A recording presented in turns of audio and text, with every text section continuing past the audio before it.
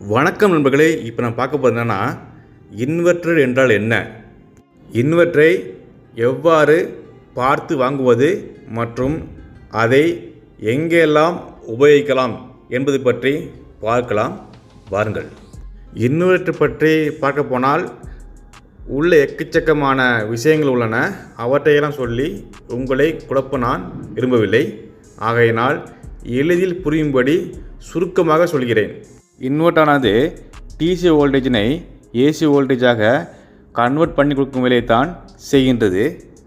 இவ்வாறு அவுட்புட்டில் கொடுக்கும் ஏசி வோல்டேஜில் இருக்கக்கூடிய வேவ் ஃபார்மை வைத்து 3 விதமாக இவற்றினை பிரிக்கலாம். நான் சொல்லக்கூடிய வேவ் ஃபார்மானது ஃப்ரீக்வன்சியை குறிக்கின்றது. இந்த ஃப்ரீக்வன்சியானது ஒவ்வொரு நாட்டிலும் ஒவ்வொரு விதமாக கடைபிடிக்கப்படுகிறது. இந்தியாவில் 50 ஹெர்ட்ஸ் ஃப்ரீக்வன்சியானது கடைபிடிக்கப்படுகின்றன. ஒரு செகண்டுக்கு 50 சைக்கிள்ஸ் ஃப்ரீக்வன்சியானது ஏசி கரண்டில் உருவாகிறது.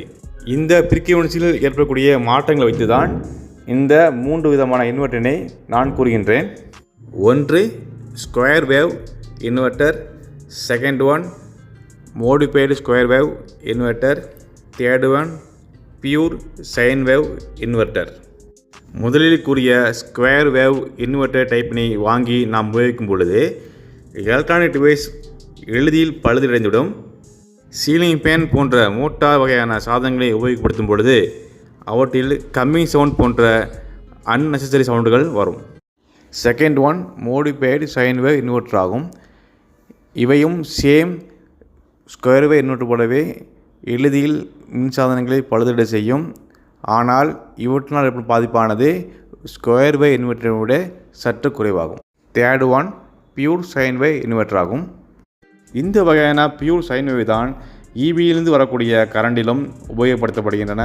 ஆகையால் இந்த வகையான இன்வெர்ட்டரை உபயோகிப்பதால் நாம் நம்முடைய எலக்ட்ரானிக் டிவைஸினை பழுதடையாமல் எளிதில் காப்பாற்ற முடியும். இந்த வகையான பியூர் சைன் வேவ் இன்வெர்ட்டரினுடைய விலையானது முதலில் கூறிய 2 பாயிண்ட் இன்வெர்ட்டரினை விட சற்று அதிகமாக இருக்கும். ஆகையால் விலை குறைவாக உள்ளது என்று அந்த வகையான இன்வெர்ட்டரை வாங்கி உபயோகிப்பதை தவிர்ப்பது நல்லது. இன்வெர்ட்டரினை வாங்குவதற்கு முன்பாக அது பியூர் சைன் வேவ் இன்வெர்ட்டர் தான் என்று உறுதி செய்து வாங்குவது மிகச்சிறந்ததாகும். சரி, ஓகே. இப்போ இந்த இன்வெர்ட்டர் எவ்வாறு வேலை செய்கிறது என்று பார்க்கலாம் வாங்க. 2 வகையான பிளக் டாப்புகள் நம்ம சுவிட்ச் பாக்ஸில் மாட்டியிருப்போம். அதில் ஒன்று இன்வெர்ட்டர் கொடுக்கக்கூடிய இன்கமிங் சப்ளை, மற்றொன்று இன்வெர்ட்டரின்றி இருக்கக்கூடிய அவுட்கோயிங் சப்ளை ஆகும். ஈபியிலிருந்து இன்கமிங் சப்ளை இன்வெர்ட்டருக்கு கொடுக்கப்பட்டவுடன் இன்வெர்ட்டருக்குள் இருக்கக்கூடிய 2 வகையான மேஜர் பார்ட்ஸுகள் வேலை செய்கின்றன. அதில் ஒன்று ரெக்டிஃபையர், மற்றொன்று இன்வெர்ட்டர். ரெக்டிஃபையரானது அதற்கு வரக்கூடிய ஏசி வோல்டேஜினை டிசி வோல்டேஜாக மாற்றி இன்வெர்ட்டர் கொடுக்கின்றன. அதே சமயத்தில் அந்த டிசி வோல்டேஜானது பேட்டரிக்கு செல்கின்றன. பேட்டரியானது சார்ஜ் ஆகிறது.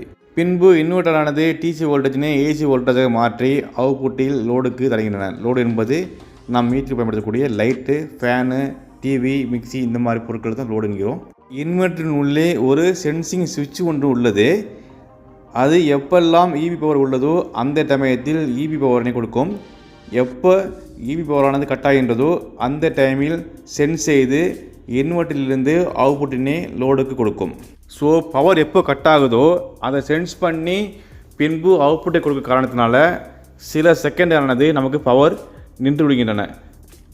ஆகையினால் மெடிக்கல் எக்யூப்மெண்ட் மற்றும் சிஸ்டம் ஒர்க் இவற்றிற்கு நாம் இன்வெர்ட்டரை பயன்படுத்தாமல் யூபிஎஸ்சினை பயன்படுத்துவது நல்லது. எடுத்துக்காட்டாக சொல்லப்போனால் இன்வெர்ட்டர் பயன்படுத்தக்கூடிய இடத்தில் நாம் கம்ப்யூட்டரில் வேலை செய்து கொண்டிருக்கும் பொழுது இபி பவரானது கட் ஆனால் இன்வெர்ட்டரில் இருக்கக்கூடிய சுவிட்ச் ஆனது சென்ஸ் செய்து இன்வெர்ட்டருடைய அவுட்புட்டினை நமக்கு கொடுக்கும். ஆனால் அதற்காக சில டைம் எடுத்துக்கொள்ளும் காரணத்தினால் கம்ப்யூட்டரானது முழுவதுமாக ஆஃப் ஆகிவிடும். அதற்கு முன்பாக நாம் செய்த வேலையினை சேவ் செய்யாத காரணத்தினால் அனைத்தும் வீணாகிவிடும். ஆகையினால் இந்த மாதிரி இடத்துலலாம் நாம் இன்வெர்ட்டர் போடாமல் யூபிஎஸ்சினை உபயோகிப்பது சிறந்ததாகும்.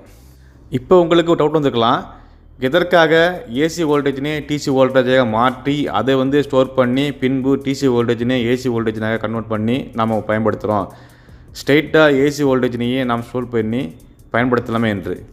ஏசி வோல்டேஜினை நம்மால் ஸ்டோர் பண்ண முடியாது. ஆனால் டிசி வோல்டேஜினை பேட்டரியை பயன்படுத்தி ஸ்டோர் பண்ணி வைக்க முடியும். பின்பு அந்த டிசி வோல்டேஜினை இன்வெர்ட்டரை பயன்படுத்தி ஏசி வோல்டேஜை மாற்றி உபயோகப்படுத்த முடியும். ஏசி வோல்டேஜினை ஸ்டோர் செய்து வைக்க முடியாத காரணத்தினால தான் ஏசி வோல்டேஜினை டிசி வோல்டேஜாக மாற்றி நாம் உபயோகப்படுத்துகிறோம். இந்த ஏசி வோல்டேஜ்னா என்ன, டிசி வோல்டேஜ்னா என்று உங்களுக்கு சந்தேகம் இருந்தால் கமெண்ட்டில் சொல்லுங்கள். நான் அதுக்கு ஒரு வீடியோ ஒன்று மேக் பண்ணுறேன். இந்த வீடியோ உங்களுக்கு பிடிச்சிருக்கும் நம்புகிறேன். இது சந்தேகம் இருந்தால் கமெண்ட்டில் சொல்லுங்கள், நான் கிளியர் பண்ணுறதுக்கு முயற்சி பண்ணுறேன். வீடியோவுக்கு லைக் பண்ணுங்கள், கமெண்ட் பண்ணுங்கள், ஷேர் பண்ணுங்கள், மறக்காமல் சப்ஸ்கிரைப் பண்ணுங்கள். நன்றி, வணக்கம்.